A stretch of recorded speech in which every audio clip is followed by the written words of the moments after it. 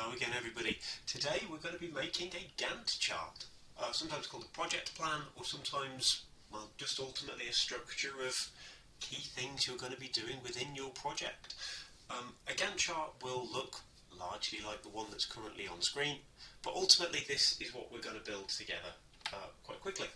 So a Gantt chart or a project plan or a timeline, whatever we want to call it, is ultimately a spreadsheet or similar document where we highlight our dates, tasks, subtasks and milestones that need to be completed to make your project a success. So this is going to show dates you plan to have for each feature of your game implemented and tested. You also want to see, are you doing things in an order that makes logical sense? Are you choosing to do the movement for your player before you're choosing to develop things like your main menu? Now, the logic of planning your game is entirely up to you, and it's of course dependent on the methodology that you've chosen to follow based from our assignment ones, and it's based on what will work for you to develop your game over the 12 weeks that are provided. Remember, we are only interested in the implementation, testing and deployment phases of our project and our product, running from the 4th of December, which is when you start developing your game proper, all the way until the 18th of the 3rd, which is the day of the expo. Moodle has just under the extra credits, if you remember, you've got the skills log and project timeline, which is up here. I won't put it because it's got your names on it. I don't really want that on the internet, but you can give that a click and then that will take you to the number of weeks that you are developing for.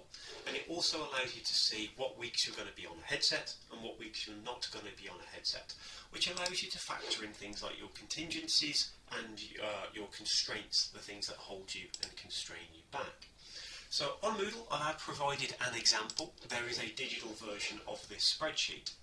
Usually if we're trying to create a project plan or a Gantt chart, Excel is a reasonable way of doing it, but it's not always the best way. Usually we might use software such as Microsoft Project, or we might use other types of software for creating a Gantt chart. This is, however, a reasonable way of representing what we wanted to do. So in this example, I've got a section for the planning phase. We don't care about the planning phase of your project. This is the planning phase of your project. We don't need to plan the thing you're already doing. The design phase, you could consider the design elements. Again, we are currently writing your game design document, but I care mostly about the development and testing and deployment phases of your project. That's what we are really making our Gantt chart for. You'll notice that each of these has got a bold title separated by subtasks. So each of these represents a task with subtasks to completing that task. That task is finished with a bottom subtask such as complete, so planning complete, design complete, development complete, which I've chosen to put as a little grey coloured in box inside of Excel. And that is the milestone for when that task is complete. You'll also notice in this example we have named the people who'd be responsible for certain tasks, again just as an example, but you are the person responsible for every task and every subtask in your project. So the example, if I go and give it a quick download, is under the assignment 2 resources, the Gantt chart example, and it looks a little bit like this. This is an okay starting point. If I just make that larger so we can still see our text. It's worth remembering that obviously the dates are complete nonsense at the top here. Those are not the dates you are developing for unless you are a time traveller. We are not doing the planning phase, we're not doing the design phase. You need to think about what you are going to be developing in the order you intended to develop it in. You'll also notice for each of the tasks we've created, I've chosen to select the cells, colour them in the same colour. The colours don't mean anything, by the way, are just different colours for different tasks. I thought kind of looked pretty. But for each of those, all I've done is each subtask that makes it up, you are going to highlight the days that you are going to work on those individual tasks. And that may take many days, which is why it's a bar that runs across many dates.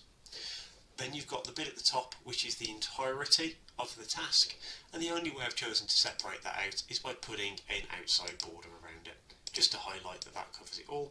And then you have a milestone at the end of the task that summarises it all up.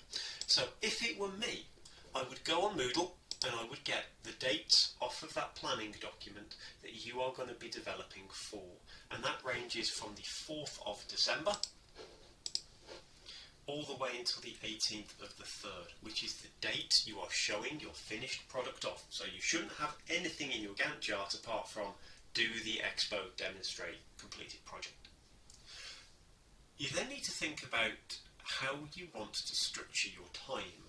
Are you just going to tell me about the days that you have lessons? And you're going to say, on this day, all I'm going to do. Or do you intend to work at home? Or do you intend to work a little bit every day? Or do you want to pretend that you're going to be working every day? In which case your Gantt chart won't be 12 weeks with a date of each week. It will instead be however many days. As you can see in this example, it's a day followed by the next day, followed by the next day, followed by the next day. Or do you want to structure it in such a way that you have, for each of the 12 weeks, you want to say what you're doing in each of the 3 hours of development. Hour 1, hour 2, hour 3. All of the students that we teach have approximately 3 hours a week to work on their project in lesson, unless you intend to work at home as well, and that can add to that. So let's just say we are going to go all the way down to the development phase. I'm just going to delete these really quickly. Oh, that didn't work, did it? And what I actually intend to do now, obviously the dates are complete nonsense, but let's say we want to create a task governed around setting up the movement for our player.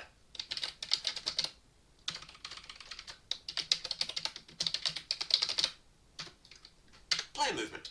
Okay, let's say we're going to create a player movement. Well, what's first? What are you going to do first? Is that going to be something like set up turning? Are you going to set up teleportation? If you have teleportation in your game, are you going to set up smooth motion? So you could absolutely do that.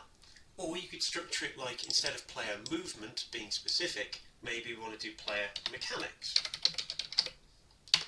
And then we list all of the mechanics the player is going to do, one after the other. You will notice as well the way these are tabbed across. You'll notice there's a little gap there, tabbing them across. You can either represent that by, just having a bold bit and then the bits underneath the subtasks. In this example, I'm pretty certain they were just spaced by just pressing space a few times, which you can do. So instead of saying the development is complete at that stage, maybe we now want to set up the inventory system that you might have in your game. Maybe we now need to think about the grabbing system for our player. Again, because this isn't a task, it's a subtask, won't be bold. And then you will decide, if I just clear the formatting on here, so format cells, border, fill, no colour, that's what I want. And I'm also going to do the same for the border. No border. So let's assume these are our dates running across the top. Well, how long is it going to take to set up the turning mechanic? Well, a lesson, a day, easy, an hour, whatever. Maybe teleportation you do at the same hour. Maybe setting up smooth movement you'll do in the next hour or the next week. Maybe the inventory system is going to be taking a block of time. Maybe it's going to take a couple of weeks to do that.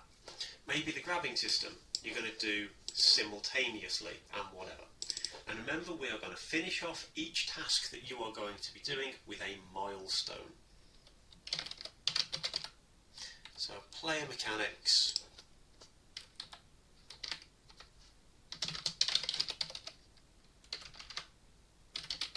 complete. And I'm going to say, on this date, I'm going to put a little grey box in there. There you go, complete. In this example, on the 12th of the 6th, 2021, somehow, all of the player mechanics will be complete. When you're going to build your level. Let's do level design. Level design and implementation. I'm going to make sure that this is tabbed across. I'm pretty certain the reason why this isn't tabbing, by the way, in this example, is I formatted it. So if I go back to format cells, alignment, left indented, I'm going to set that back to general. There you go, that moves it back. I think that's how I did it as well, if you need to format it. So level design, it's a task. So let's make it bold, and then let's go and create some subtasks for it.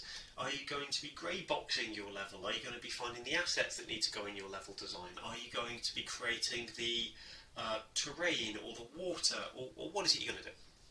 And then just like that, you'll have a bunch of subtasks that make it up with a milestone. And what you'll find is your 12 weeks are going to go real quick. And you need to think about how you structure that, because you could theoretically do something like this. You could tell me, if I just set the colour back to no fill, you could tell me you're going to do the player mechanics in the first week. But that is fine, that's okay, you'll pass if you say that. But it would be far better to structure it in the hours of the day that you're going to be doing it. Hour 1, hour 2, hour 3 of the first week. That would be really useful, because then you can divide up your time. What you do as your own project and product development manager is you're checking, are you hitting your milestones? Are you doing things when you say you're going to do them for? Which also means, are you going to test these systems? And if you are, which I really hope you are,